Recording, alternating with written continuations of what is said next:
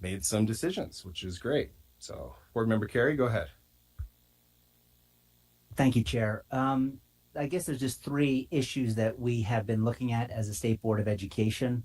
Um, and one is, as we look at the funding piece of this puzzle, and I know it's something that this committee also takes very, very seriously, is we have LEAs that they want to do the right thing. They're in the process of doing the right thing. The funding continues to be something that they struggle with.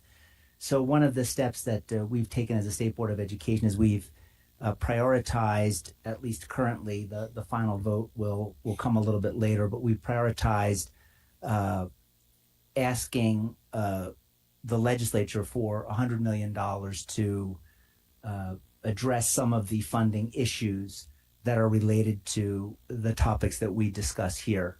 And we know that the chair takes that very, very seriously, as do we. So I think that is a step absolutely in the right direction. Just two other issues, Chair, if I could. One is one thing that we learned from the Hoax shooting was that just as the state looked at its notification procedures in terms of who's notified and when, we learned a lot from that incident too. And we have identified gaps. So we are working with the School Safety Center in redoing our command and control plans in terms of notifying the superintendents, notifying the state school board, local school boards. And one of the things that we're looking at is, when to send that notification, what type of incident has to happen to trigger that. We certainly don't want to contribute to chaos or confusion. So we'll be reaching out to our law enforcement side of the table as we develop those things so we can develop the appropriate plan. And then finally, if I may, it's my understanding that Chantel Cota is online. And Chair, she has an update regarding our end of year assessments and where that stands. And with the Chair's permission, I'd like to turn that time over to her so she can address that to the body.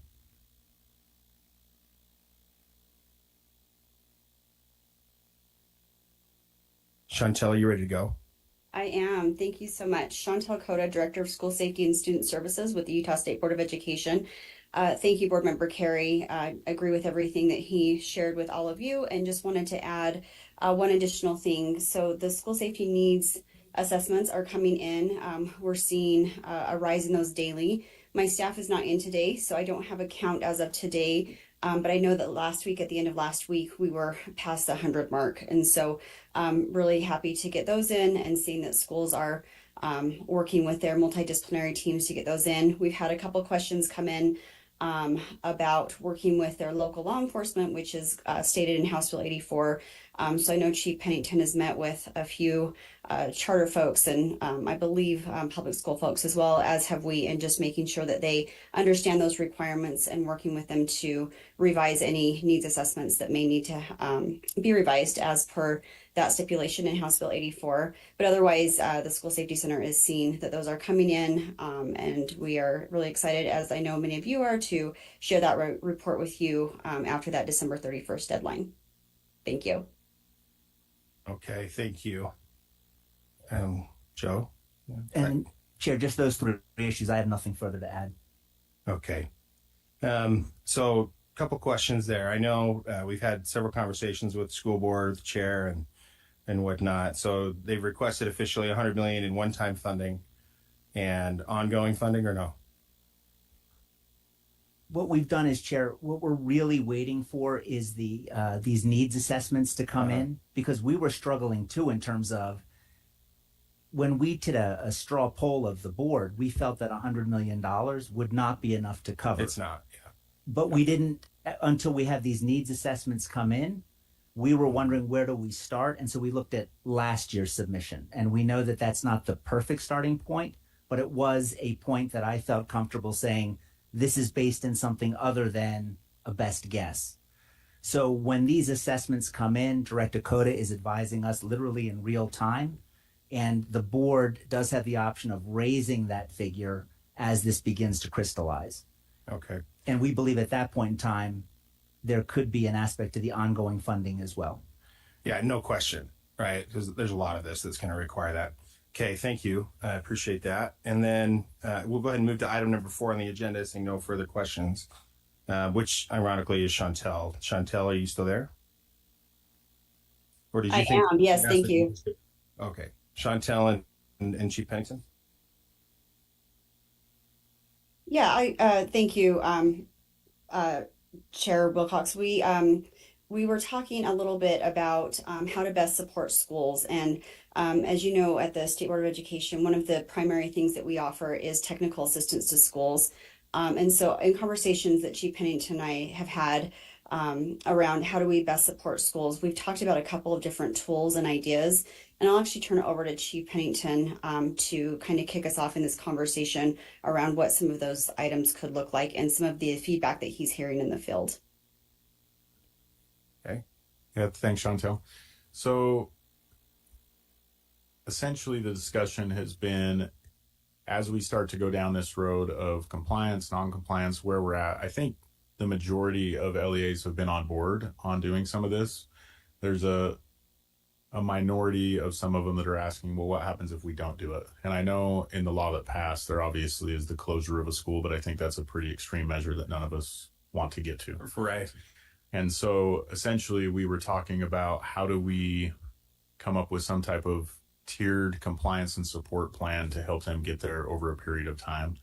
And that could look like a variety of things. Chantel's group was talking about there's some things in place already when it comes to other educational staff like counselors and different things who have various benchmarks they need to meet.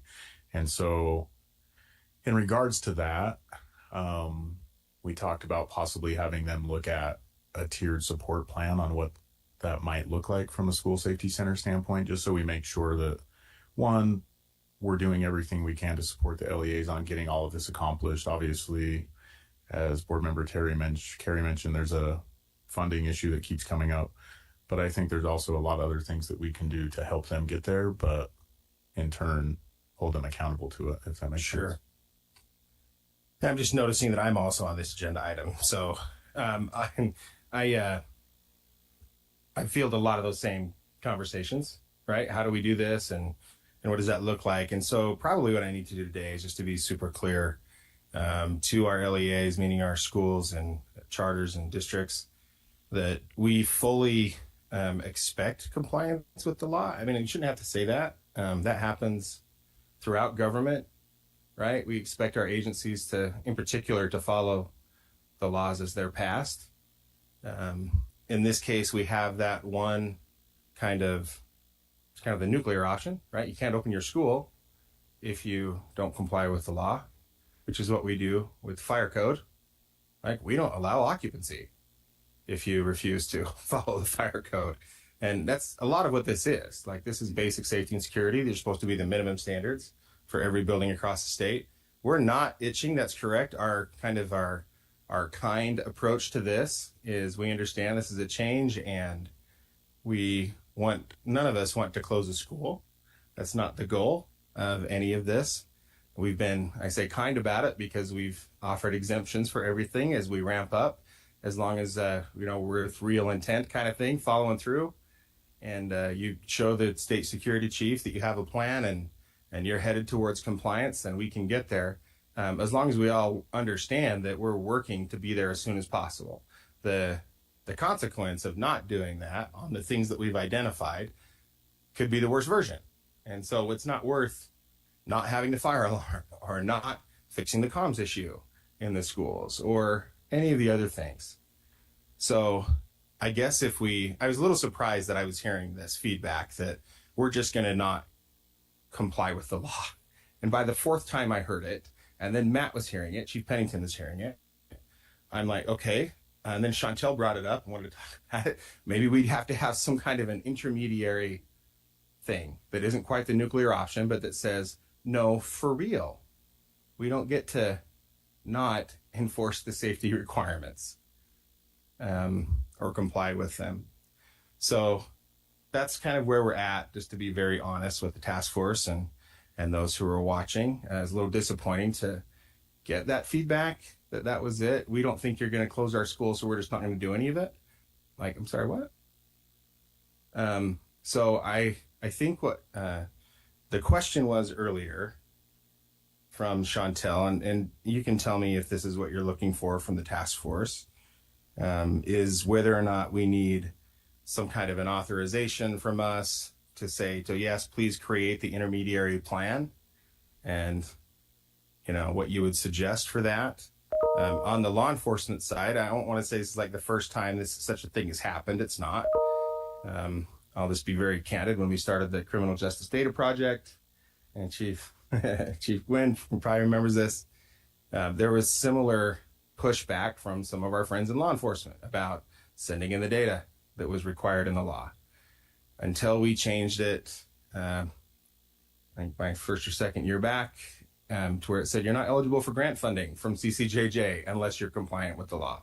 Once that existed, and really it wasn't even really that, but that in combination with leaders in law enforcement who were bought in, who understood and saw the value of, our ability to help with the mission by engaging in that project, then that changed. And now that's the norm. And we've kind of solved that one. So maybe it's a carrot and a stick thing, and we need a little bit more of both. But anyway, that's the kind of where we're at. I was a little bewildered by it. Any comments or any requests from either of you? And Senator Milner has a question, it looks like. Yeah. Okay. I think it would be really helpful to, if some schools that are struggling with this to that point, or districts or schools, to have them come and kind of share their concerns. I mean, we need to learn about what's causing concern out there. And are those issues real? Are they something we should be trying to do something about? I'd like to understand it better. I totally understand the expectation is that people will follow the law. But maybe as we work through this process, we need to understand, have we created some difficult barriers that we need to try to help them work through? Sure, we can tell you what their concerns are. I mean, I was in another school this morning for an hour, right, going through. But also wasn't, of course, the district I was in this morning was not like trying to not comply with the law. Like that's different. Yeah. I think of it. I had the opportunity to go to the training they did for the needs assessment at Ogden School District. Good. It was helpful for me to go and see how they were training and walking around and looking at the issues, et cetera. And I think the more we understand this from a school principal perspective, the better we're going to be able to really make something that's workable for them. Yeah. Because they do have constraints that sometimes we don't see from here. Yeah, of course. Okay. Zach Van Emmerich. Yes, thank you, Chair. Yes. I was going to wait till my agenda item to bring this up, but since you looped law enforcement into it, I thought it was a fitting time. Yeah. I do have one city that has told me outright that they will not cooperate with the law and they will not do their part of it because specifically there is no teeth and there's no repercussion if they don't. So going back to what you said, refusing CCJJ grant funds, you may have to bring it back for this bill. Or I do have one. That was a city itself. Well, it was the police department. Police department. Okay. Awesome. Okay. That's good to know. Thank you. Board Member Carey. Thank you, Chair. Yeah, I know the suggestion wasn't made, but as I meet with the superintendents and principals, I have found an overwhelming desire for them to comply with this law. Yeah. They look at it, and I think many of them feel overwhelmed in the sense that they see, like, cue up the Mission Impossible task force music, right? Like, they look at this and say, how are we going to do this? But their heart is there. They are willing to do it, but they're looking at the price tag. They're looking at words and phrases that in education we've never had to look at before, like ballistic glass and what does this mean and what does that mean? So, and again, I know the suggestion wasn't made, but I do want to say that as I meet with these representatives, they absolutely, for the most part, overwhelmingly want to do what's right. And I think one of the lessons I've learned is, as a state board, we need to do a better job communicating to them that this is not their task to carry alone, that we are asking for additional money and that we need to provide better leadership from the state board to these LEAs. Yeah, I think that's accurate. I had a great conversation this last week, and well, I was down at the governor's One Utah Summit, right down in Cedar City. So a lot of our rural superintendents and folks were out there, and I mentioned Beaver. Met with the Beaver superintendent as part of that conversation. Some of those conversations that I had, and it was awesome. I couldn't have been prouder of his commitment to safety for his kids, and he's got some unique challenges. We all do in these different scenarios, but it was kind of heartening for me to listen to how they've tried to implement things and where they're at. And he's also very well aware of where his holes are and things he's going to have to try to fix, and how do we do it. And that's why I asked about the long-term funding. That's very clearly the biggest need. One time is great to patch holes, but long-term ongoing funding is the key to pulling this off appropriately. And if I didn't think that we'd have to tell a police department they have to do their job, fascinated to hear the rest of that conversation. But I guess if we have to do that, then yeah, we can go that route too. Sometimes I guess that's necessary along the way. But at the end of the day, we're all committed to make sure that we keep these kids safe. And that means that we're going to have to treat things a little differently than we did in the past. And that's what we'll do. So I appreciate that. Any other comments or thoughts? Yeah, Superintendent Whitford, and Chantel, I guess, has something online, right? Representative, Okay. yeah.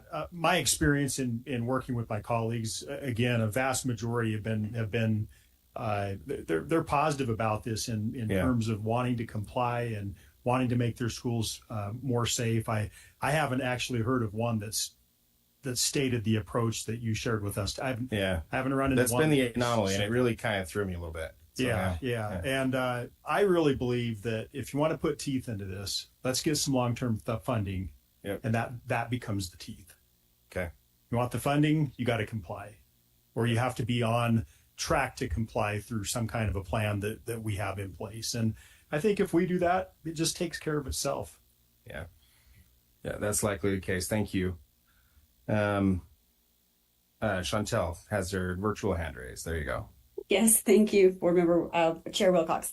A couple things I wanted to just mention. I wanted to speak to Senator Milner's request for data. Really appreciate that, and appreciate always when schools have a voice in anything specifically that affects them, and something as important as school safety. Just wanted to remind everyone that when we collect the data from the school safety needs, we've also asked to collect data around any alternatives that schools are asking for. And I think that's really relevant to the conversation, because we're going to learn what schools are asking to have some additional help with. So not only will we understand their funding needs, but we'll also understand perhaps their philosophical approach to things by the alternatives that they're requesting. So I wanted to make sure that we're all aware of that's some data that we're capturing as well. And I think that's really going to speak, holistically for the schools. So that's one piece. And then just wanted to two more things, if I may, Chair. I just wanted to kind of echo the conversations I've had. I've met with several school directors across the state, as well as superintendents, and just recently met in person down in Blanding, Utah, with student service directors, some of whom wear multiple hats, and so some of whom wear the hat of superintendent as well. And just wanted to kind of speak to some of the conversations we had there. We had some formal meetings, and we also had some really fun informal meetings out hiking and kind of exploring the petroglyphs of the area and so forth. And I learned a lot more probably during those conversations than I did during the formal meetings. And just wanted to kind of speak to, again, the heart of the conversation, which really is that schools want to keep their kids safe. They want to comply. The number one thing is they're trying to figure out, how do we make this happen? What is this new language that we're learning? So we're looking at two pieces. Yeah. There's a learning curve. There's an emotional curve around, okay, this means we've got to do things differently, so we've got to remove that. And then there is that funding curve. So those resources, how do we move all of that forward? And so just to tie that back around to the data that we'll be capturing in that needs assessment, I think that's going to give us some really robust talking points when we come back in January, February with that data.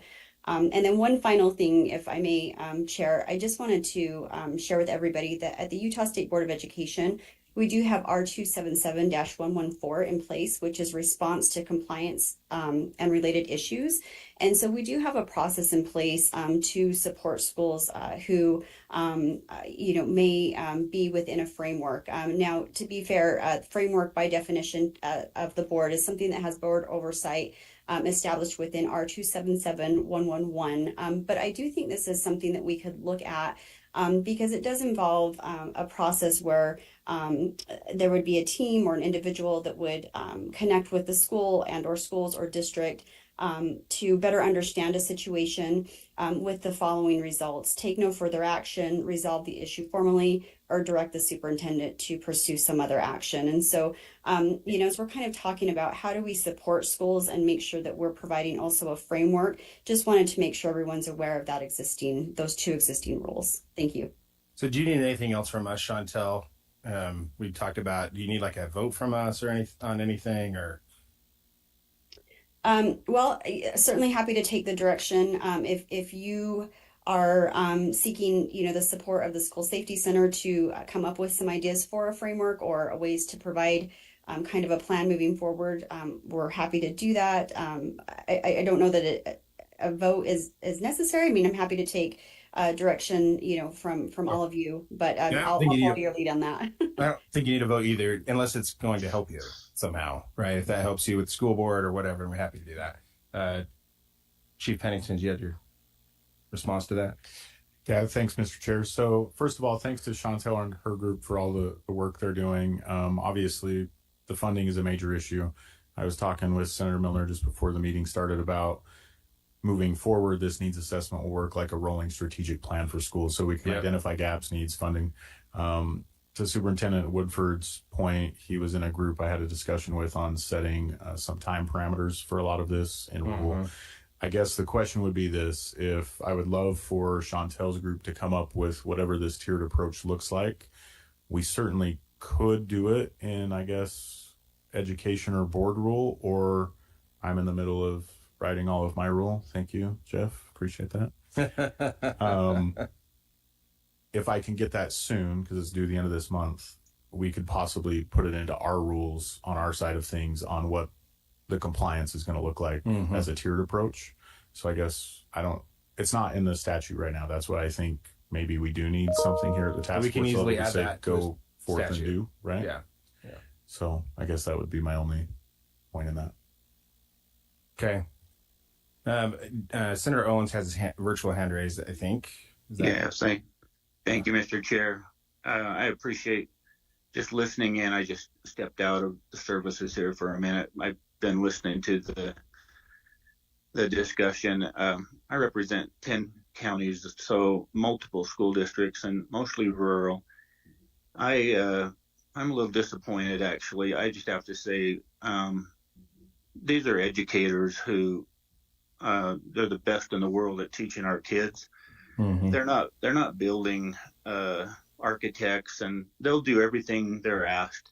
If we have an outlier, one who is not willing to do what is asked, then let's deal with that. But I don't like hearing all the rules and shutting down school talk. I'm sorry, but we just pound our teachers with 100 bills a year, and mostly our school districts and school boards. And we need to back off as a legislature and just let them teach. I love this. I wanted to be on this school safety task force, and I'm all about that. It was my career as well. But I don't know if we need to go forward as having sticks and carrots. Just that's our job as a legislature, is to provide the schools that are safe, and we have to start over and start funding schools that look the way you want. But what does a safe school look like exactly? Everyone's different, but I don't like the bars and chains idea. But in rural districts, it's a little different than maybe in some of your more urban places. So that's my 2 cents. Let's just these people are the best in the business of educating our kids. So let's work with them and not against them. Thank you. Yeah, I think that's the goal there. In fact, that's the whole point of this conversation, is none of us want to have to pull that trigger, right? Like we don't want to shut down a school. And No, I appreciate that. It just I was just getting the sense that that's where we were going to real quick. So thank you. okay, thank you. Any other questions, or do you have something to remember? I was just going to say, I think we'll learn a lot when we get the results of the assessments and how big. I mean, my expectation is this is going to be really variable across our schools and our districts. I mean, it's the differences of rural, but also very urban. I mean, there's so many differences here, and once we have those results, we may have to prioritize. Here are the places we want to start. Of course. Because of the financial implications of that. But I think, and if we've got places, I mean, that need some help, then let's try to help. Yeah, I think that's the intent. That's the whole point of the surveys, right? And by the way, the one I looked at this morning is kind of awesome. They'd worked with a number of other counties to come up with what they were going to use, and had gone through. And I'm looking at detailed notes on fences, and only half of our yard's fenced, and all of the things that we were asking from them. So you're right. We are going to get a lot of information out of that, and that'll be helpful. The only reason why we were having this other part of the conversation was, again, the anomaly that just flat out, we're just not going to do any of it. And that's different. That's a different conversation that needs to be had with the leadership of that particular institution, or, yeah. But also, I think if the school board sounds like they have some authority to act. Yeah. When people aren't, and that's where I would go to say, you have the authority already to act when people are non-compliant. Yeah, I don't think they need any more authority either. Chantel, has your hand raised again? Go ahead, Chantel.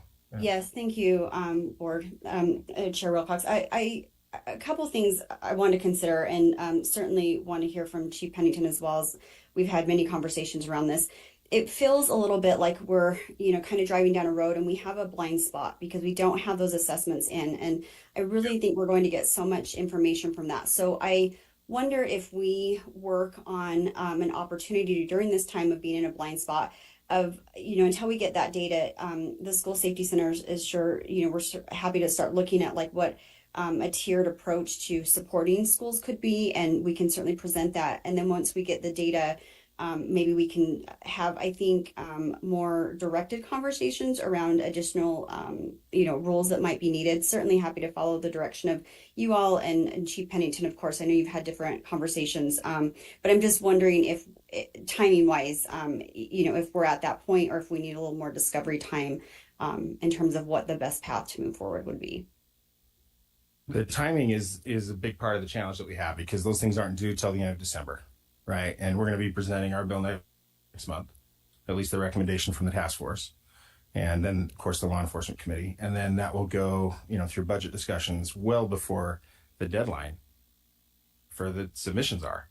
So I would think, what you talked about earlier, go through, see what you think that best tiered approach would look like. And then you can talk about that with Rule. And then if you guys need more backup support when it comes to the session, we can include that in the bill during the session. It's kind of what I'm thinking, but I would be prepared with what you know now. And if you can get that done in Rule, then great. And if not, then we'll go from there. Does that sound like a plan? Yes. Okay. We want to be responsible. We know that this isn't an anomaly. Hopefully I've said that enough, that this is strange to get this kind of feedback. My guess is it's probably some of the exact same schools and stuff that we're hearing that from. But at the same time, we don't want to we can't let people just opt out of not, comply with the law, with the code. I mean, goodness, it's like law enforcement and half the task force. So, okay. Great. Anything else on that one? Okay, we'll go ahead and move to this is an update from Superintendent Woodford. The day after our task force last month, he had an exciting day. Figured it'd probably be good for him to tell us what happened that day and what he learned, and share with anybody listening what we might need to consider. Thank you. Representative, task force, the September 17th, It was an interesting day in Uinta School District. Just after the noon hour, we had a student at Uinta Middle School come to the main office with a really concerning text strand, like couple of text messages that had come through.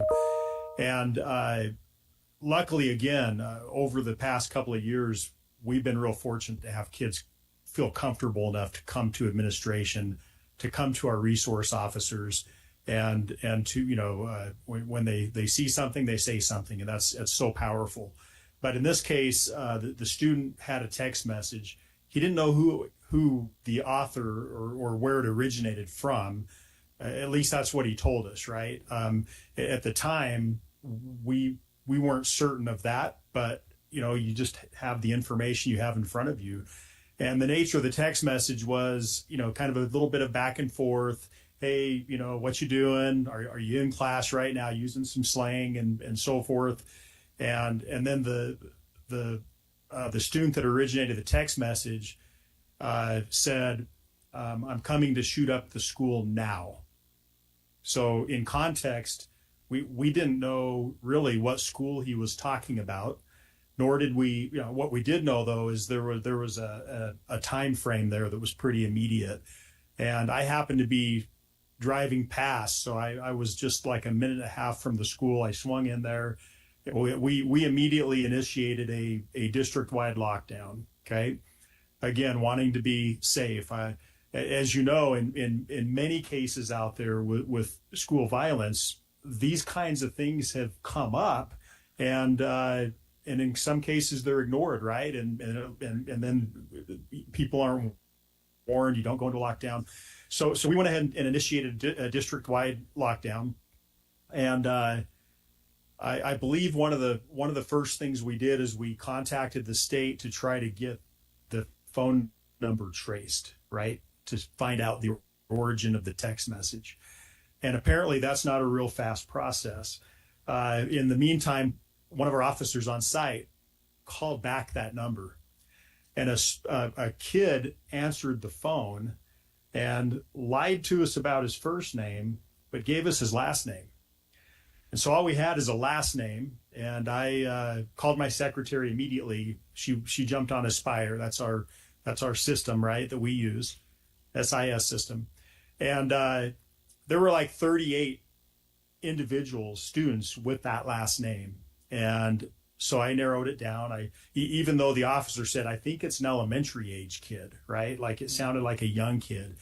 But we narrowed it down to students at the middle level. And I think there were 12 students at the middle level. And I asked my secretary to start reading me the names. She started reading the names, and most of them were girls' names. We got to a boy's name, and I said, stop right there. Give me the parents' contact information and the parents' names. And so she did.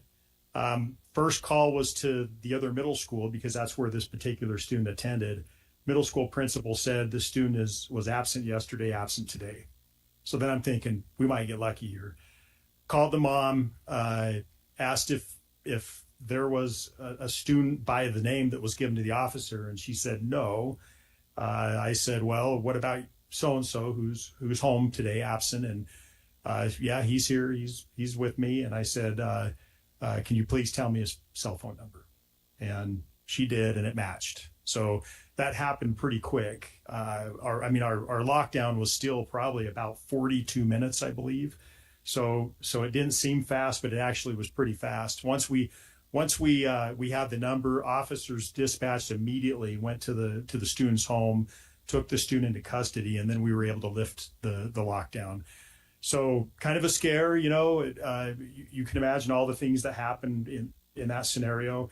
It was like the greatest drill ever for us, because it was a real world situation, and we were able to learn a lot of things in debriefing. We received feedback from all of our buildings, all of them, and we collected all of that feedback and ran a protocol in an after action review, and we learned quite a few things about our own response. Like in any case, we had some things that didn't go exactly right, and So it was a good thing in that sense. But you know, I think the one thing that worries me about the scenario is, man, had it taken us another, say, 45 minutes to find the origin, we had kids that were about ready to get on the bus and had to go home, and luckily we didn't get there. But the response of being able to find the origin of a phone number, it would be nice if we could figure out a way to expedite that. We kind of got lucky in this scenario. So anyway, I don't know if you have any other questions, but that was the situation. I'd love to, anything else that you think, you said you learned a number of things about your own internal processes. I'd love to hear some more of those. Yeah. And I know it's kind of, you don't want to like share your warts, and if it's something that's, compromised, we can go in a closed session, of course. So don't share anything that would compromise anything. But we learned, especially when we had that really bad hoax here across the state, we learned a ton. A lot of what we changed, what came from that experience and recognizing our own failures that were important for us to learn from. So is there anything else you'd like to share with the task force? Well, I think one of the things we learned, our calling tree system was it was essentially for our district security specialists to contact. We use a partner program, so every principal has a district partner. Yeah. So which is a director, a district level director, and some of those directors have 4 or 5 partner schools. Others only have maybe 2, but most of that was done via text message with also an email. But we had a couple of schools that didn't lock down for maybe 4 to 5 minutes after, because there wasn't a direct phone call. So we learned that throw out a quick text to a list, but then we've got to make a phone call follow-up immediately and make sure that we're connecting with those principals so that process could have happened more quickly. We had a lot of question about, well, why didn't we just go into a hold or a shelter in place, right? Why a lockdown? And my response was, well, what if we would have just done a hold and we had kids in the cafeteria or whatever, right? And that at that particular school, this person shoots their way through, and now there's kids right there, right, that are in the hallways or on their way back. I don't know. It just that's why we decided to go ahead and go with a full lockdown. But the other thing, we found some chinks in our standard response protocol, and we have now shifted to the one that most of the state is using, through I Love You Guys Foundation. And so we've that's another thing that we did. We've been in the process of making that change, and as you know, it's hard because we have all these booklets and pamphlets everywhere. Well, what this did is it made us realize it doesn't matter, like, let's just do it. Like, let's get it done now. And we did that because we might have had some better options and just better communication with law enforcement on what, everyone knew and understood what a lockdown was. But had we gone shelter in place, I don't think everybody really used that same terminology within our system in our county. So in debriefing, that's where we realized we need to go with the standard response protocol, and so that was another change that came out of it. Thank you. I am so proud of your response. I want you guys to know when I called Superintendent Woodford the next day to ask him how he's doing, he gave all the credit to law enforcement. So I'm looking at this side of the room. But what you just heard, right? He did a lot of the stuff on his own that was really just on your feet. Incredible. That district is incredibly lucky to have you there.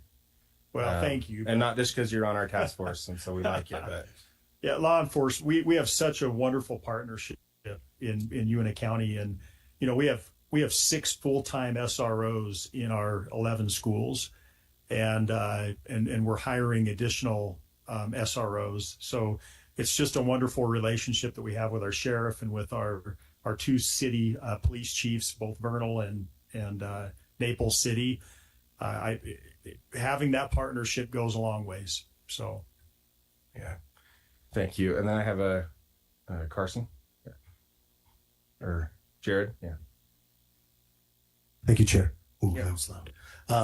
So great work on that. So recently, actually sat through a training that talks about how to, because the rare anomaly is a phone number that actually goes back to an actual person. Yeah. Typically, we have them with VPNs or some sort of internet-based service. So I sat through a training. It was it's a 3-hour or 3-day training, but I only sat through. It was really condensed, and we've learned a lot of stuff. We've actually implemented some of those into our SROs and trying to teach them on how to work backwards with some of that information. Unfortunately, it's not a quick response. It's probably by the time you either get like if you do it through Snapchat, TikTok, or some of these other places, it's probably about an hour to 2-hour process to work backwards to find out where does that originate from.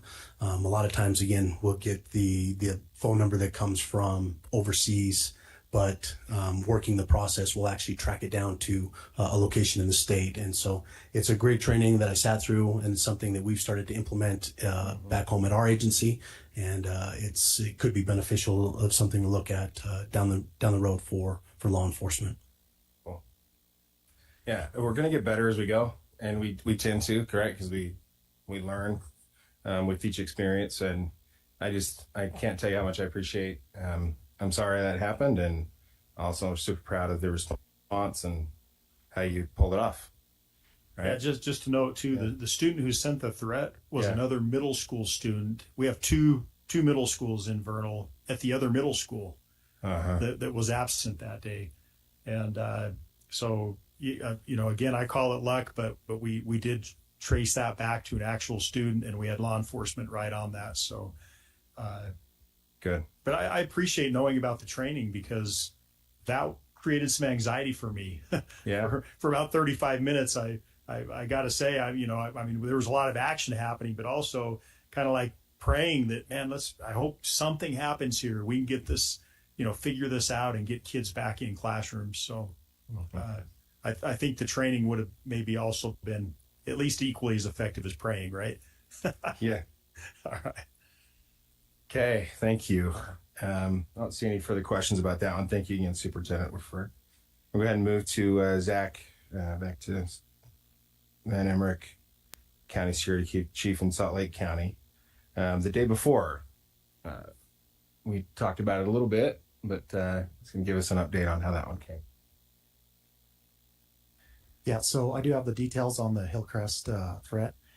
Essentially what happened was a student was upset over the football game the night prior that his team lost to another team, and decided to make a threat to a teacher, his biology teacher, who was just a fan of the opposing team. He made a threat that he was going to come shoot that teacher specifically the next day through social media. The tip was received, and UPD was able to get the IP address and identify where it came from.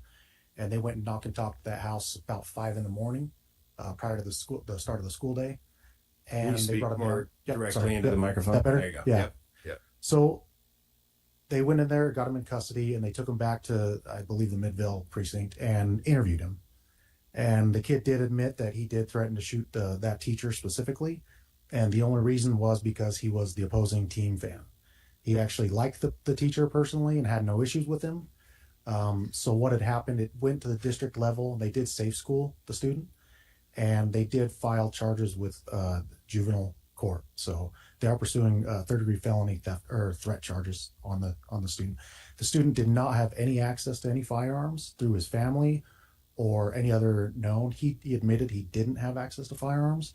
So even though the threat was made and he didn't have the ability to follow through with it, they did look at it as credible and still charged him.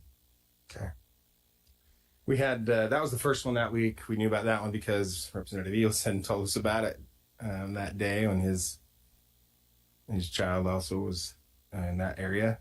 And then we had, of course, you went to the next day, and then the third day, we had one up in Weber County. A woman threatened to murder the principal. at the charter school and one of the office administrators. We only found out about it because the spouse of one of them contacted me on the internet.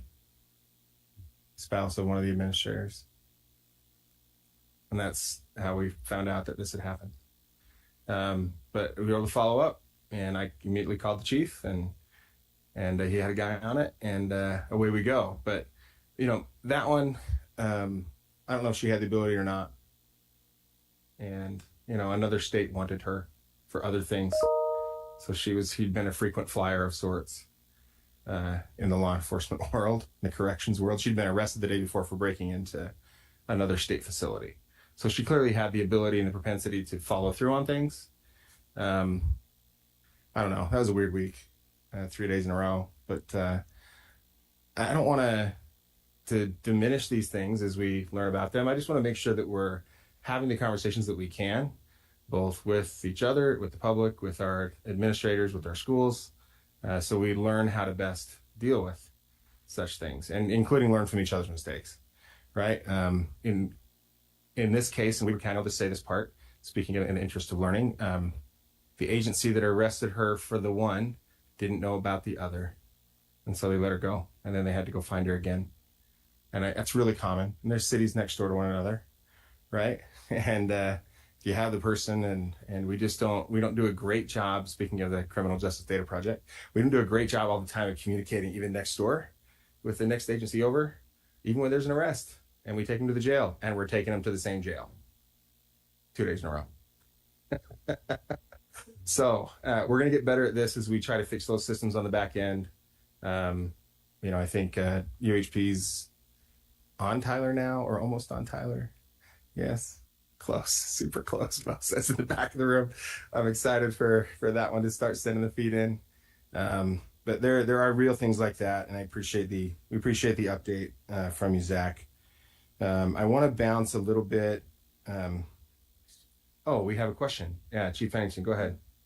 Yeah, thanks, Mr. Chair. So just on a comment to both those things from Superintendent Woodford's area and obviously DC Van Emmerich's situation. And I think I posed it in the last task force meeting, and myself and the School Safety Center have had a lot of discussion about it. But the question then becomes, especially the younger student in middle school. So clearly we've had an incident, a substantial threat of violence. Well, now who manages that threat? Because an assessment versus management are two very different things. And what we do know preliminarily from Georgia is that kid was also assessed and then not properly managed. And a year later, we have what happened. And so I think that's a broader discussion of threat assessment is great, but who's managing it moving forward? Not even just while they're in the educational journey, but we've seen students come back, right? Mm-hmm. To your point on sharing information with law enforcement, I do know that the state DPS is moving to crime tracers. Captain Jensen's group at SIAC is heading that up, but also that's a voluntary submission thing from law enforcement agencies on whether they're going to share information or not.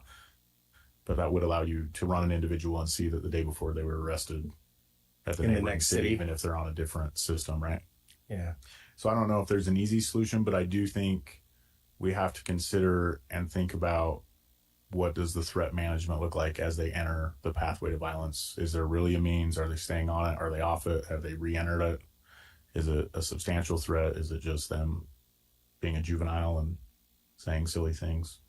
But sending them to the court system, we've learned from a long period of time that putting people in the, lack of a better term, into the prison system doesn't rehabilitate them, right? Mm-hmm. Well, oftentimes they come out with an associate's degree or a bachelor's degree on how to be a better criminal. And so I think we just have to think about that, especially with these young kids. On a third-degree felony is pretty significant, but then what's happening on the judicial end? Are they getting treatment? Are they getting support? Are they getting resources? Are we managing them when they re-enter the education system? And what does that look like? Yeah, and then having those conversations. So both with something like serious charges, but I mean, the intent theoretically, when we put the threat assessment that was required into place, that's part of why we required law enforcement to be a part of those teams, right? So that hopefully we could they could help manage that, ideally the SRO or the county security chief or whoever that person was that was assigned to that, to help do that. But there's also your point is not lost about Georgia. That was kind of terrible, actually. That at several steps along the way, and those are all things that we have the benefit of learning from. And my guess is we probably need to define that a little further on what happens with management versus assessment after. Who's really responsible for making sure that this is followed through on versus, yes, we made a recommendation and nobody knows what happened after. Especially as staff has moved from school to school so quickly. Right? Yeah, Chief Gwynn, Representative Gwynn. Thank you. I don't want to get in the weeds, but I want to say something out loud because it just reminded me. Forensic social work. So it's been around for a bit. We just expanded Weber County's program. I don't know if they're actually doing forensic social work in the juvenile courts. That's probably a question we need to ask, and maybe something we could investigate, because when they're going through the court is working directly with these service providers that are going to be working with these kids, and that can actually help with the long-term case management, and they can actually use that forensic social work to determine what kind of continuous threat, or whether or not this was legitimately like a one-time incident because they were just emotionally overwhelmed and lashed out, right? And so that might be something we look at. I don't know what kind of forensic social work is being done in the juvenile court, so this might be a good opportunity to investigate and look into that. Yeah, okay. Staff's reminding me that Brett's not here today, Brett Peterson, but he would know the answer to your question. I think we should ask him. He just got called out for not being in class. All right. Thank you, Chief. That's a good point. Okay. And any other questions about the incident in Salt Lake County? We clearly, we've got some room to improve on communications. I'm excited to see, DPS moving that direction, and hopefully we can do a better job in the law enforcement world of doing that. I know there's versions of that on the education side, right? And how we communicate information through the SIS, and whether it's educational attainment and progress and what they need as they bounce from school to school or district to district. We're still trying to work that out and get that to where it needs to be. The violent stuff is probably more, we need to do a better job of tracking that on the law enforcement side while they worry about the education. Okay. Thank you. Appreciate that. Any other lessons? If you think of those or things you want to share with the task force, please bring those up. We'll go ahead and move to Chief Gwynn, turn the time over to you and get an update on retirement. I hear this a lot, by the way, which is why we asked for a quick update. We did change the law this last session a little bit, finally. And, with our new 90-day standard to try to help with some of these. But I get that question all the time still, mostly from our education partners who would love to hire or have retired law enforcement fill some of these roles that they might not feel comfortable with. So if you would catch us up. Yeah. And the irony is not lost that I said I would never touch this again. And I here we know. are. All right. Okay. So, looking at this holistically, we have a couple of issues. One, the biggest one is going to be the financial issue, right? And that's going to be the actuarial accrued liability, right? That URS is going to be concerned about, which was the biggest frustration and hang up with our previous bill. The only reason we were able to get to where we were is because we came up with something that was going to be cost neutral. So just by opening this door, I think the assumption is going to be that this is not going to be cost neutral. So the question we have to ask is, one, do we want this to be something that can be applied to SROs and guardians, or just one or the other?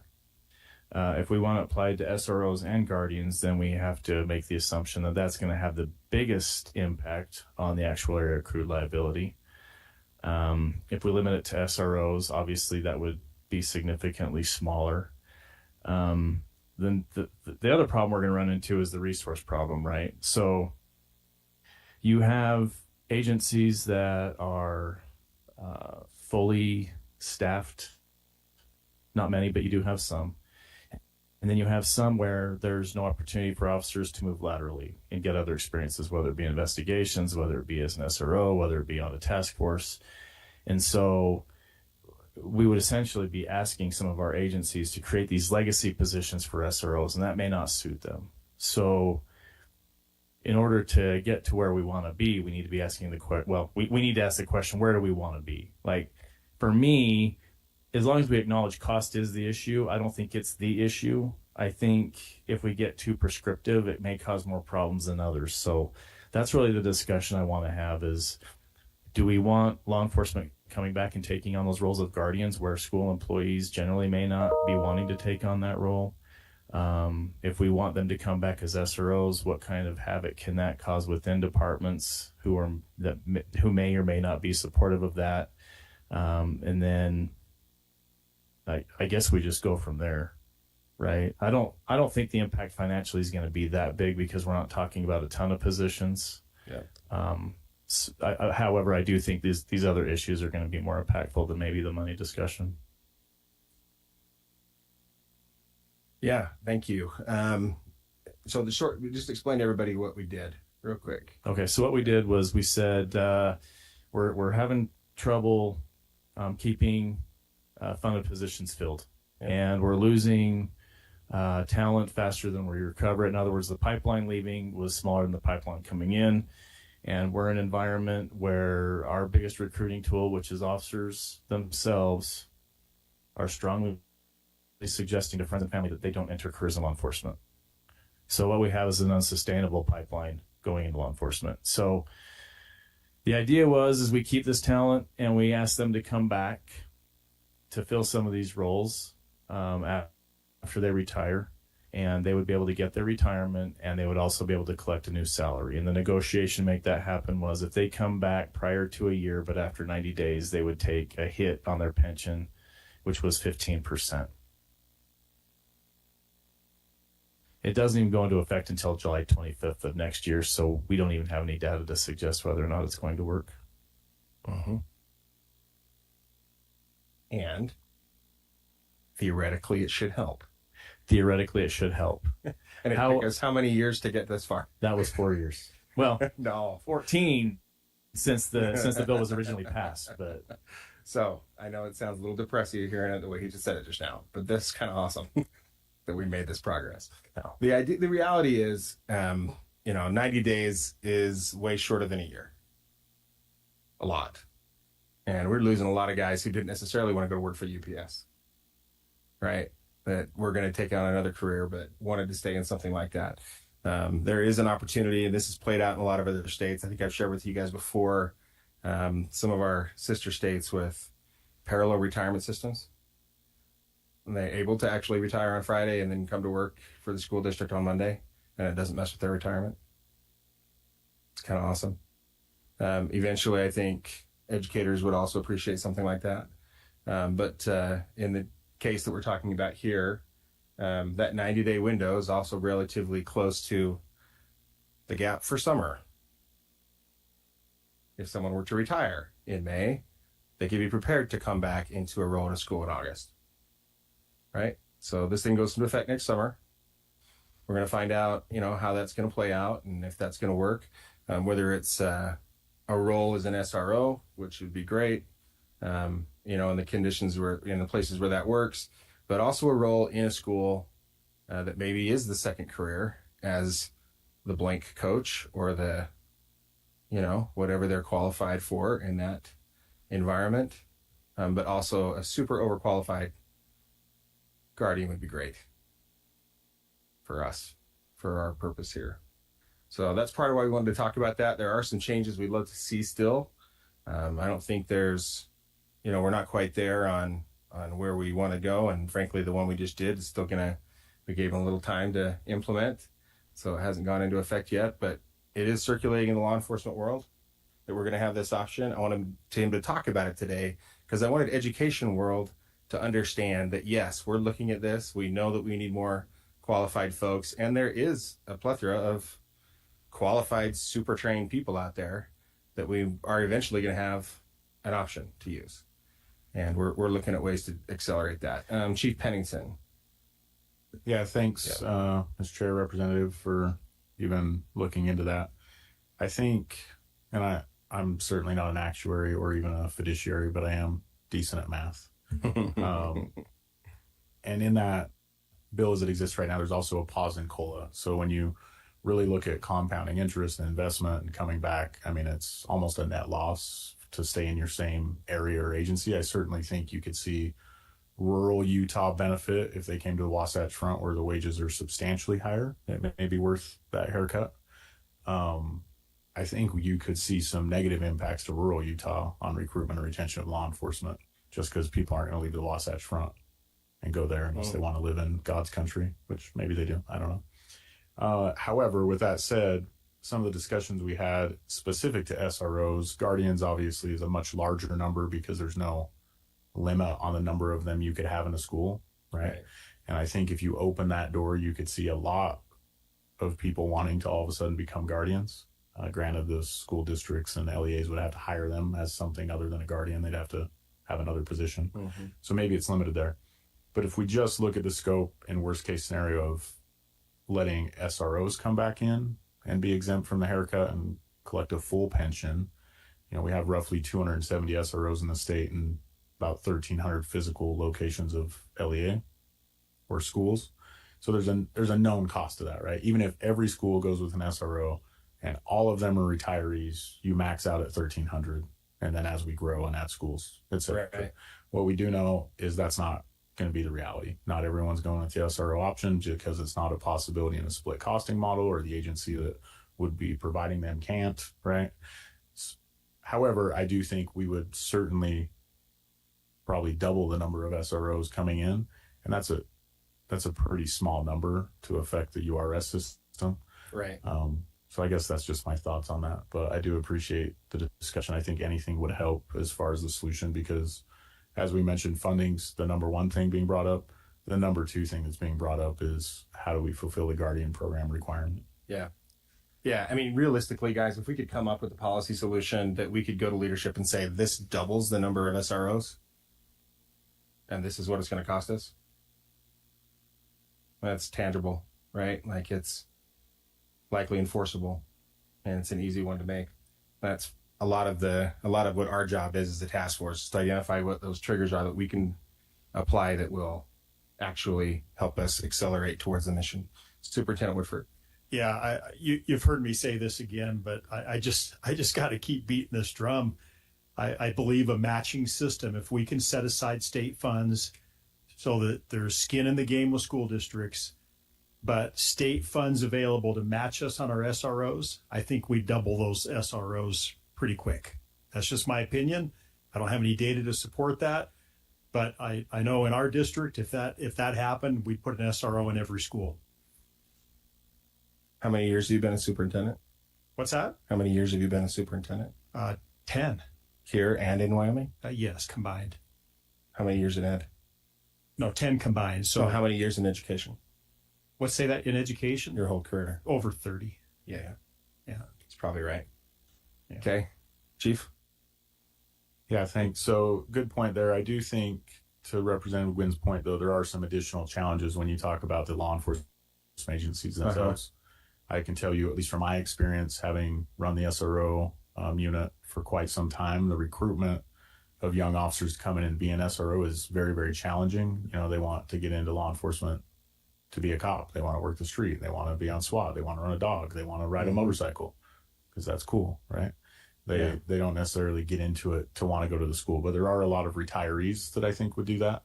The split costing model would be great with a match for match, I think, but you would have to also offer that on the law enforcement side because the problem you're running into, and you know this, Representative, is that's a cost to you and your city as well to have an allocation, right? And so you can't fund it on the education side and not even consider helping the law enforcement community in that burden as well. Right. I mean, they're trying to answer calls for service and cover the street. And I mean, that's priority one for most agencies. But then we're going to force them to put staff into the school. We have to help them as well. We can't just help the education side, if that makes sense. 100%. Yeah. Yeah, that's probably true. You know, in UNA, we fund essentially 9 months of their annual salary, law enforcement funds. That's pretty common. Yeah. Yeah. And it works. I mean, it's, the sheriff, the chiefs tend to like it because it gives them more officers for The summer months. the summer months, and also for, just the events that happen in the community. So it works out pretty well. Yeah. Thank you. Yeah. This is the stuff where we're like really getting into where we get to solve problems. Right. And some of this is long term forever that we've been dealing with in law enforcement, that I think this is going to help us to see a path through, but it's also stuff that doesn't exist right now. Right. If we came up with a matching fund, what does that look like? And, how much of the ongoing fund would need to be into that to solve the problem? That's the kind of questions that we need to be asking and have answers for before the session starts. So it's going to be fun to work through that with you. Thank you, Representative Gwynn and Chief Pennington. We appreciate that. A reminder, my favorite fantasy version of this, they had both in Texas, my favorite district down there, right? Chief came in, retired, started at the school district, and they brought over all of his favorite retirees.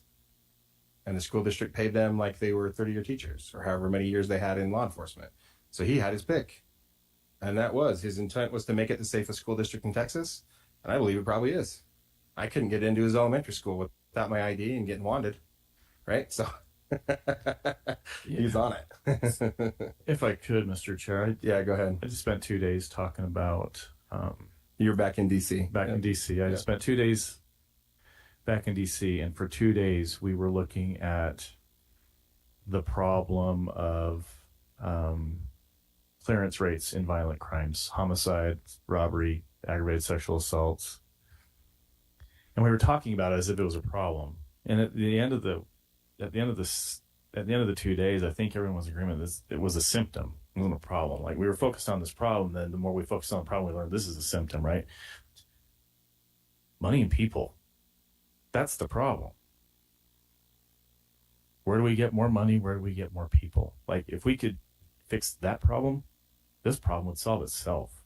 Mm-hmm. I fervently believe that. Yeah. Okay. Thank you both. We'll go ahead and move to the next item on the agenda. Representative Elison, he's our Safe UT representative on the task force.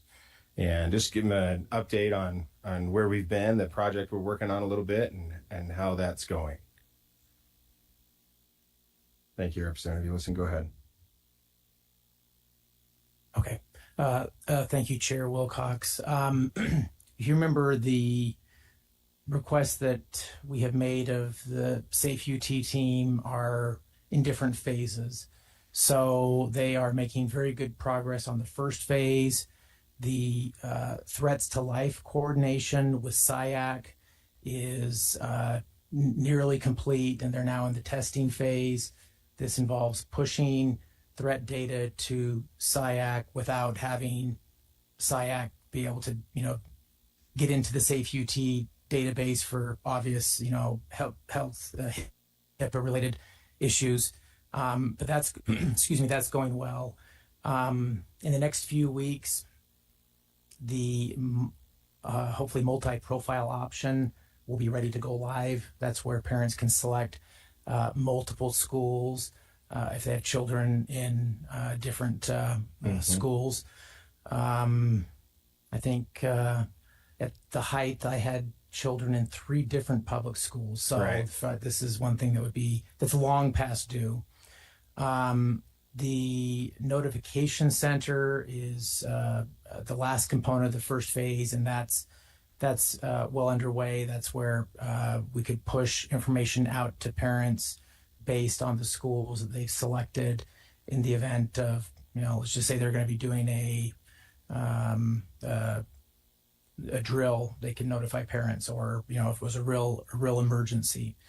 So the first phase is moving along nicely and coming to completion. They'll then move into the second phase.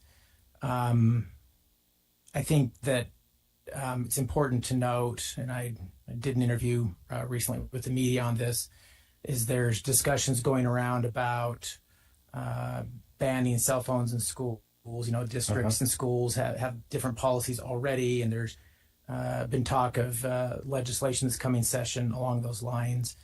I did work with the Safe UT team, and we pulled data, and the majority of the utilization takes place during the school day for both crisis tips and crisis chats.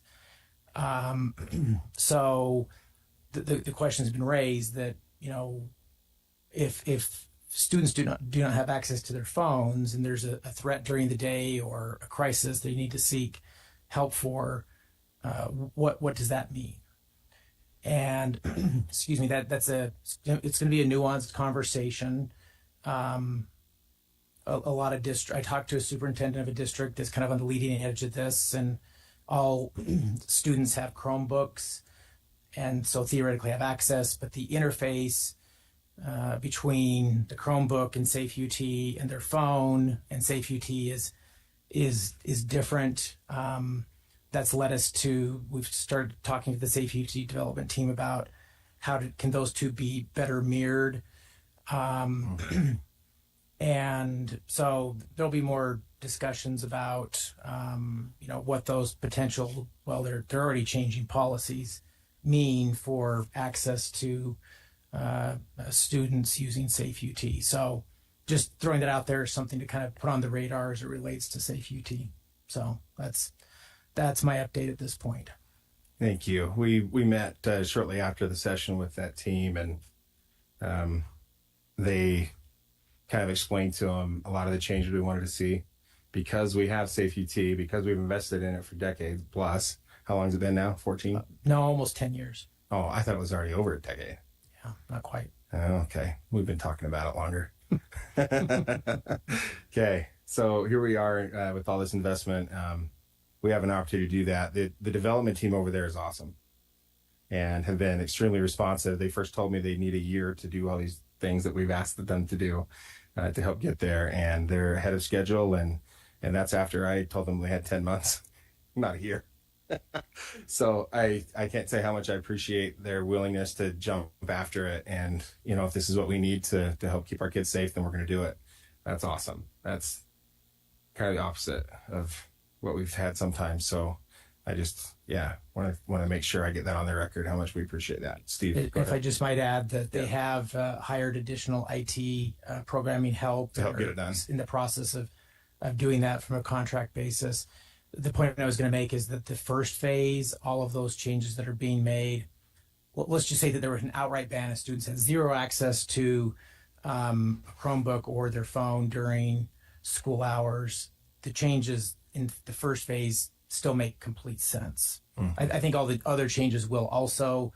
Schools are looking at hybrid options. Sometimes they may just have the phone in a pouch on their desk, could access it if they needed to. But I think looking at how we and I think maybe as a committee or subcommittee, we look more closely at the computer web-based interface with Safe UT and maybe giving students the ability to log into their regular account through that Chromebook, so then notifications can be pushed to them. Right now, it's just like anybody can log on and just select their school. It doesn't link to their current profile that's on their phone. So maybe more detail than you want, but none of these are really insurmountable, but I think we just have to be cognizant of the fact that these policies are already being implemented, and they may be more widespread depending on what happens this session. And so we just need to be responsive regardless of which way our school districts and state choose to go. Yeah, thank you. And right now in kind of real time, I got a fun text message a few weeks ago from one of my kids' schools about a threat that had been communicated to the school. And, it was the schools believe they were on top of it. They were just kind of communicating it to parents. And I dug into that a little bit, see where this was coming from. And turns out it was originally a rumor from another school, but it kind of bled its way over to my kid's school on the other end of the county. Right? It wasn't ever actually toward my kid's school, but even the way that's communicated can cause issues. Also, attendance rates are dropping and different things like that, probably unnecessarily. Right? It's not even toward that school, and wasn't where that issue was, and that wasn't real to begin with. How we communicate about these things matters a lot. Safe UT, we intend to be kind of the source of truth. If it comes through that, it's coming from us. It's coming from something that's been validated through SIAC. It's coming from the dispatchers directing you where to go. If you are in the middle of the emergency, if you're in lockdown, that thing's going to tell you, right? We're going to communicate as honest as you can, whether it's reunification or whatever that is. Eventually, we're going to be able to use that tool to communicate accurately. It's not just in an emergency safety information, but we hope that districts will end up using this as a communication tool for all of the really important stuff. So it's not just an email that gets lost in Peach Jar or whatever the contracted communications tool is for that particular district that goes to the junk mail. That when there's something important for safety for your kid, even if it's a snow day or there's a problem with power outage or whatever, that the parents just get used to looking to that as the source of truth for that kind of stuff, so that when something needs to be reported, they're used to interacting with this for safety data. When there's something important that they really need to understand now, and that thing comes up, they look at it. It's not something they dismiss because they can trust it. So it's going to take some effort on our part to make sure that we build it like that way, that it's accurate, that it's timely, that it's worthwhile for people to use. It already is. That's credibility we get to build on. It already is for the mental health issues. Utilization is fairly good for those who know about it and that use it properly. Those things do go up during school hours, right? And we're able to intervene. We're working out the kinks on the back end. I actually had a meeting with, is it Commissioner Cotter? Is it Chief Cotter? Chief? Okay. Who's oversees SIAC as part of his role at DPS today, right? About this exact issue. And to make sure that we had the information that we need, we were getting it from Safe UT, make sure we understand what those barriers are and what those things that need to be communicated are so that we can communicate directly from Safe UT through SIAC to the immediate closest law enforcement to get a handle on these things as soon as possible. So we're going to try to fix all those things on the back end. I just appreciate all that you're doing. To the communications point, we also had some things we should talk about that didn't quite go right. And so I'm probably mostly talking to people not in this room. We do have the school board represented here and superintendents here in the audience. And so this will just be that. But a few weeks ago, we had another hoax that we knew was a hoax. We picked it up on a Wednesday and communicated that out to the districts, the superintendents and staff at the charters. It was going to take place on a Friday. It was a known hoax ahead of time. We just were trying to notify everyone, hey, if and when you see this at your school, we know what it is. We're tracking it down, all of those things. Unfortunately, some of the messages that went out, and strangely, the PR folks for all the superintendents were meeting together on Thursday, which is for their regularly scheduled meeting. And so in that meeting, they all agreed that this is how we were going to handle it. And it was appropriate. It was, we're not going to share too much information, but we're just going to say, hey, if this comes out, then this is it. On Friday morning, that is not how it happened. Some of those districts just sent out the actual message from SIAC, for example, which was intended for the decision makers, not framed for like the public consumption audience. Therefore, it had a different effect on the parents in a lot of those districts. And some of them, they're trying to get ahead of it. But this is why I say how we communicate these things really does matter. My own teacher spouse got a text from a parent that morning at 6 a.m. that the thing had gone to a different district than what she teaches in. But she got the text with the thing from SIAC that I had seen on Wednesday, which was not ideal. And that kid didn't come to school that day. And that's the real thing, right? Whatever we do on our back end, as we communicate these things, it can't be at the cost of, we got to do our stuff and keep them safe and not cost them a day of school that kid needs unnecessarily because of how we communicated it. So we're going to get better at this as we go. I know the PR guys are all talking about, hey, we agreed to do it this way, and then that didn't happen. So they're going to work on their communication on that side. And we just need to make sure we're super careful with that. I think I've mentioned, perhaps in a previous task force meeting or not, about the one that came into SUU from overseas in the spring. Have I told this task force about that? Okay, I'll tell you, but it's very similar. Threat came in from overseas, claiming to have shot 2 people in the science room, in the science building. There were 2 fatalities already when it had come in. The university probably made about as many mistakes as they could have in their communications, just to be honest. They sent out that message to the entire university community that there were 2 fatalities without confirming first. So they didn't wait till their own police department, which they have on campus, confirmed that that was happening. They sent it out. That then went to Iron County School District. And they sent out the message throughout the county, which had just the year before gone through like a tragic shooting in certain parts of the county that we all know about, which traumatized a lot of folks in that community. So a lot of the folks I heard from that day weren't just from the education world or the law enforcement world that said, why is this happening? It was from the mental health therapists that I've worked with down there on the First Responder Mental Health Project, who were completely overwhelmed, suddenly had their offices overrun with people who had been traumatized, from a professor on the internet who contacted me saying that these things are harming. I kept trying to calm him down, like, no, that's not true, I promise you. Well, who are you? Well, I'm like, look at my profile. Representative Wilcox, I promise you, that's not true. Please don't say that anymore. But how we communicate when these things come in, we have to keep our heads in general in a crisis. We tell people to be calm, but when I say we, I mean those of us that are responsible for leading these organizations have to keep our heads, have to communicate that way, so that 1, when it really does matter, they know that it really matters. And 2, we don't cause undue, not just stress, but goodness gracious, that therapist office, they only had 3 therapists. They were booked out for a month and a half in one day, which I guess there's a lot of work, but that's bad. That's not how that should happen ever.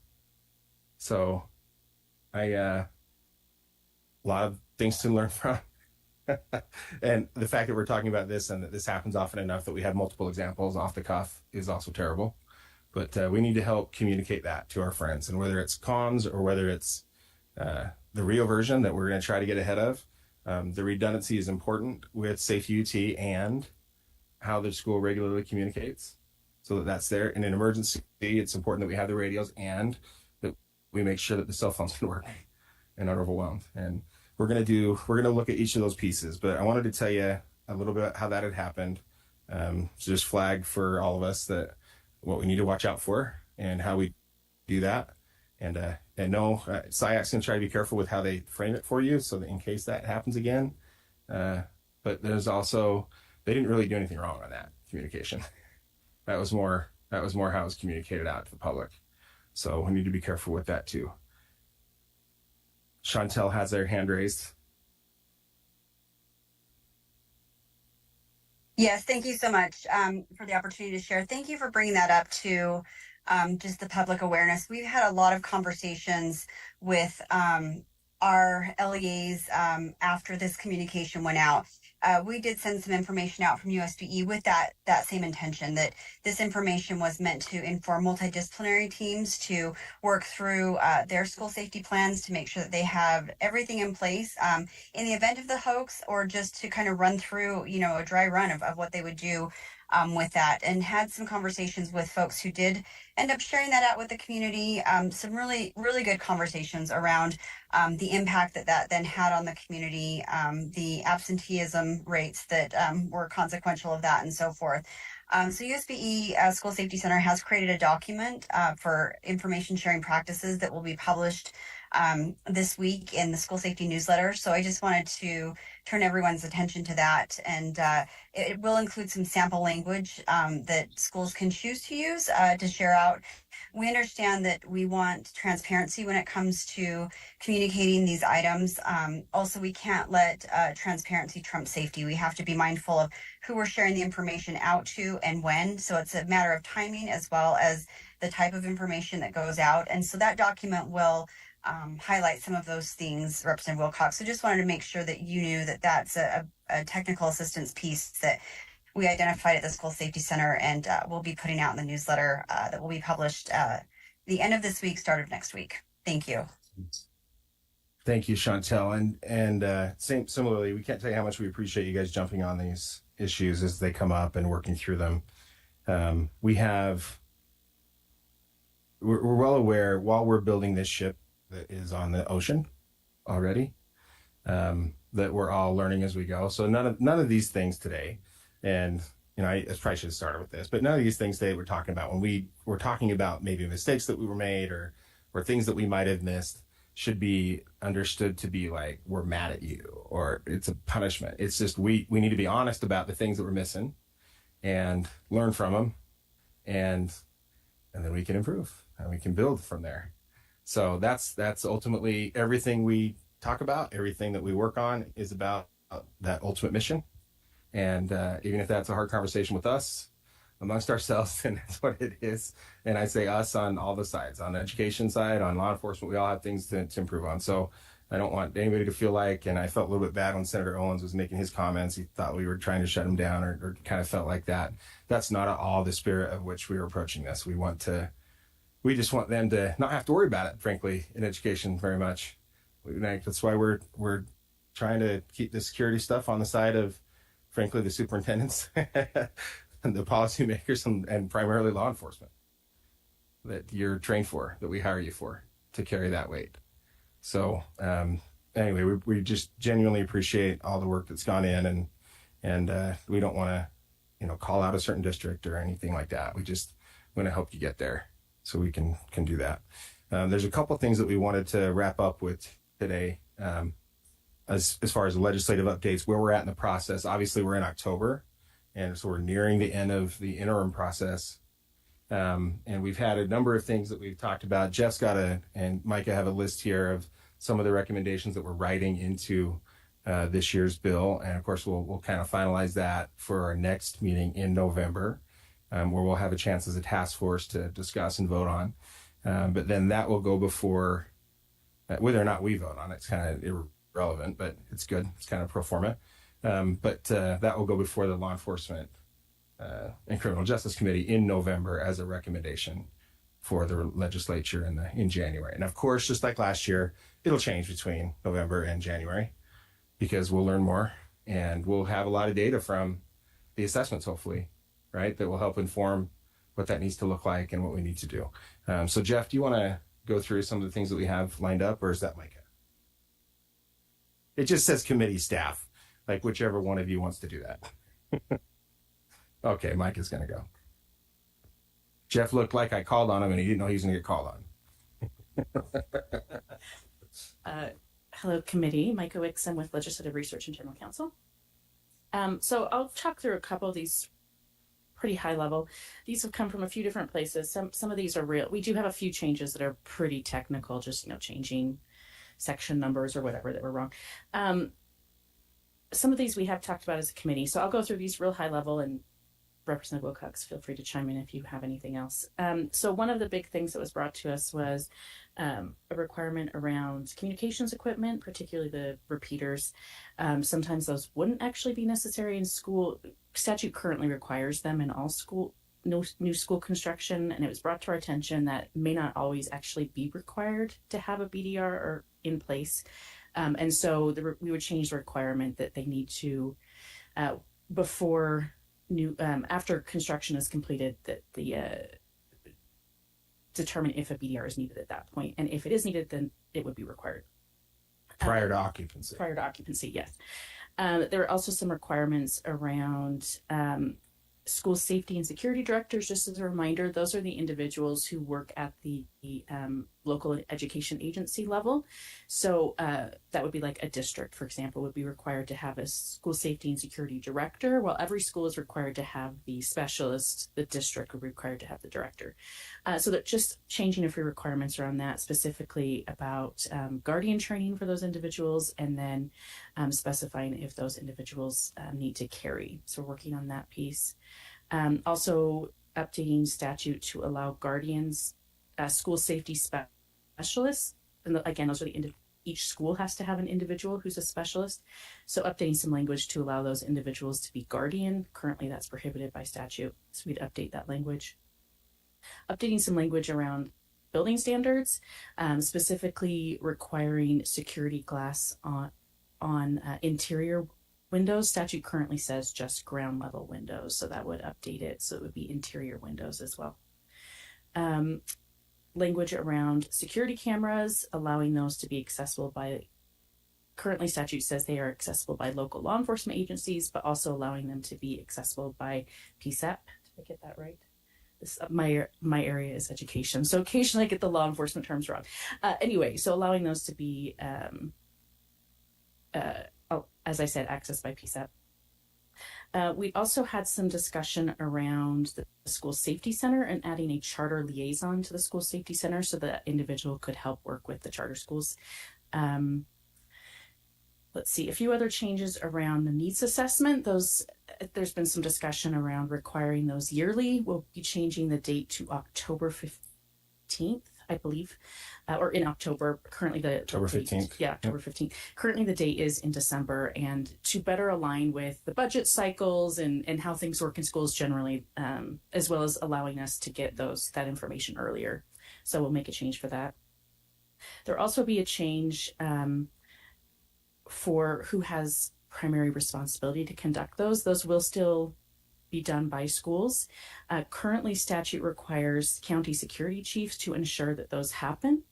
We're going to shift the language that will be the agency with primary jurisdiction over the school. That could be the county security chief, but in many cases that will be a local law enforcement agency. Let's see. Also requiring mental health screenings for armed private security guards. And then we talked today about tiered system of supports, putting something in statute, directing the school safety center to create that. That's still a little bit in process, but I just wanted a heads up on that. Let's see. And I think that's about it. Those are the high level pieces that we've talked through. Anything else that I'm missing, Representative? I was distracted because someone just texted me that the Mets just hit a grand slam in the top of the second inning. Well, that's exciting. No, I'm just kidding. I was listening to everything else you said too. Thank you for those of you texting me things that are important about the game. That said, the ground level windows thing, that was always the intent of the bill. It was always, they just had some folks that, were confused about that. They thought it meant exterior only. It didn't say that, but that's, we wanted to make sure that was clarified. There were a number of other, small suggestions that frankly, that happen every year with every piece of legislation, that after you roll it out in June or in May, and then it's funded in June, and then by August, you're like, oh, we should fix that. We should clarify that. It's that kind of stuff. So this bill isn't going to have a lot of wholesale policy changes like last year. Last year was the huge lift of the task force of getting this thing off the ground. But now it's going to be, what do we need to tweak as we go? What needs to be in code versus what Chief Pennington needs in rule? And, what our schools need to support. We heard over and over and over again. I'm grateful for all of you that brought up the funding piece. The most important thing that we're going to have to do is the ongoing funding. $100 million, again, which is great. I think we need that. I think, and I kind of said this to everybody, I think the number's going to be closer to $800 million once we get all the assessments in. Like doing the entire state, if we were to do everything, right? Entire state, all the vestibules, like even the school I was in this morning, right? I had to get buzzed in from the outside, which was awesome, right? I always get kind of nervous when I do a school visit and I don't have to do anything because they either recognize me and like, oh, cool, or the door's just open. That's my worst worry when I show up. But they saw me and I said, Representative Wilcox, and they watched me on the video, and then they opened the door, and the secretary that let me in didn't know I was coming, right? It's kind of a surprise visit for her. Didn't know who I was, but literally any person could have said that. And then they were in the school because there wasn't that second vestibule in the school, like the inside the door where they could actually check. Right. And of course there's no ID check, or there's no, I still could have done damage, I suppose, if I were a bad guy kind of thing. But I was glad to see that they had installed that and that they were thinking about that to that level. That was new, right? Hadn't always been the case there. Had a good conversation. I actually went through their needs assessment. They'd already done it. They hadn't uploaded it yet, but they did it last week with their SRO that was assigned to the district. right? This was in elementary school. So I poured through the actual document and it was awesome. It wasn't pencil whipped. Like it was awesome, right? That's how I found out. Oh, they need half a fence. Perfect. Like, is that too much? I'm like, no, that's exactly, I just need you to tell me the truth. Like when you go around and check your perimeter, yeah, we just recognized that only half our perimeter is fenced for some reason. They didn't know why, but I went out and looked, and sure enough, yep, that's what I would have written on that line too. But I need fencing to go all the way around this thing. So it's working. It's working. It's working. All these things are coming along. There are still those that I get feedback on that, you know, they either don't want to do it. You know, hearing that an agency just flat out refuses to do the thing is different. But most of them they're trying to sort through what that is. I think once we have this standardized needs assessment, that'll be a relief for all of them. Be a lot easier. I think that's why the school I went to this morning, where they had gone through that process and partnered with another district to make sure they were using the same thing and same set of questions and all of that, was a good idea. They're kind of organically trying to do what we hadn't been able to come up with yet. So I think that'll be an important part of the process for going forward. So we're all singing on the same sheet of music, but you guys, we are way better off than we were when we started. We are. And we still have ways to go, but I appreciate y'all being here. I want to acknowledge that today is technically a holiday, so thank you for working on a holiday, even though, you know, whatever, it's a Monday holiday. There's not very many of those that are super legitimate in my brain because I always work on them, and everybody else works except for the banks and government. So thanks for being here. Any other comments before we wrap up? Yeah. Just want, you know, earlier in the meeting, I talked about my colleagues being positive about security, Yeah. you know, improving security. I'm glad that you threw out that number. I don't know where it's at. In one of our meetings, $1 billion came up as a potential cost of this. So yes, superintendents, we want our schools to be safe.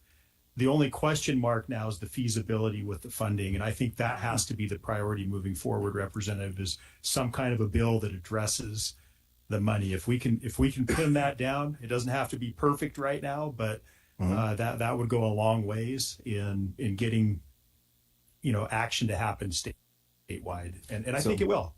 Realistically, like I said, the 100 million, yeah.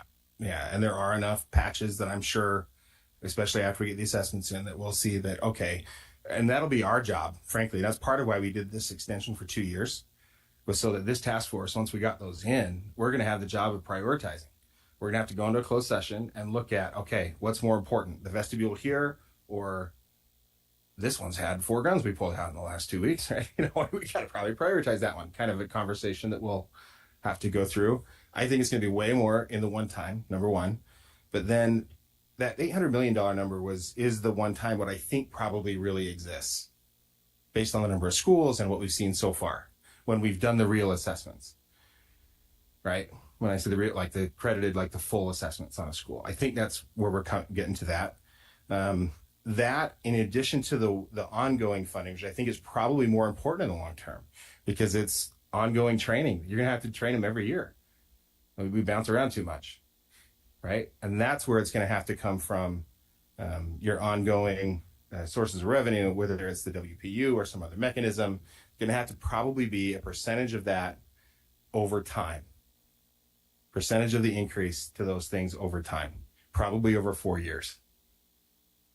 And we'll have to just see what the needs are when we get all this done. And then the more important part for us as a task force is that we're all on the same page, that this is a priority and that we're speaking with one voice and not a confusing one for either the Senate or the House or legislative leadership in general, right? If this is a priority, then let's make it a priority. And let's school board, us, the law enforcement side and the education side go in and say, yeah, we're not fighting over this anymore. This is just part of what we do. We take care of our kids. We're not going to wait till there's a disaster before we decide to do that. So that's, yes. We don't know what that's going to be. We have some ideas, but it's going to mean long term and not just the one time stuff that we need to take care of. Thanks for saying that. I had on here a debrief on the Georgia thing. Representative Gwynn, did you have a comment on that?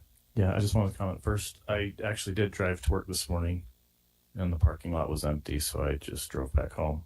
So clearly, I did not have to work today, but I didn't know that until I got there. Oh, that's right, your other job. Hang on. There's no law enforcement working today? Well, some are. It's just, I mean, I'm working here now, right? So now I can actually go back and say I did work today. But Yeah. I made a comment earlier, and it was, tongue in cheek, right? If we had enough money, enough people, we could fix all the problems, right? But to the superintendent's point, and what you like prioritization, right? That's really going to be that really is going to be the focus of what we do moving forward, right? We talk about resource management, and we're always behind the curve, and there's always going to be an unlimited demand on the supply that we have, which is almost nothing. And a lot of people forget about that, right? And where we spend our money, regardless of what policy we have written, it doesn't matter if we're not spending our money there. Yep. Right? And so what is the policy going to be? And if we're going to talk about money, let's talk about money. Okay, how much is it going to cost us on the front end as opposed to fixing it on the back end? Right? And I suspect it's going to be cheaper if we did something now as opposed to having to do something later when our hand is forced. And I certainly don't want to be in that position. Yep. Thank you, Representative. I kind of skipped over the item on the agenda with the Georgia thing. We did go down to Georgia. I told you we were going to go down there and have those conversations. Commissioner Anderson and I actually were there in person. Unfortunately, it was the day the hurricane hit. And every person that we were supposed to have that debrief with, I got called in by the governor and had other assignments all of a sudden. And so we were suddenly scrambling to get flights out of Atlanta before the hurricane didn't let us get out of Atlanta.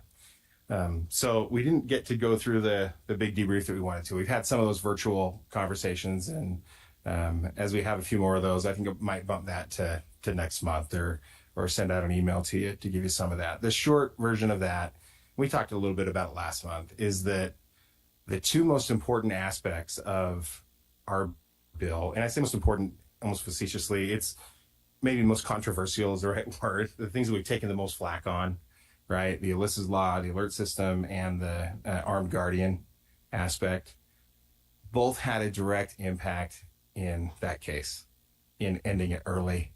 They installed the Alyssa's Law alert system 1 week before the shooting. 1 week. And I don't want to get excited about this thing. They lost 4, and that's terrible. That sucks. That's awful. And easily could have been 30 or more.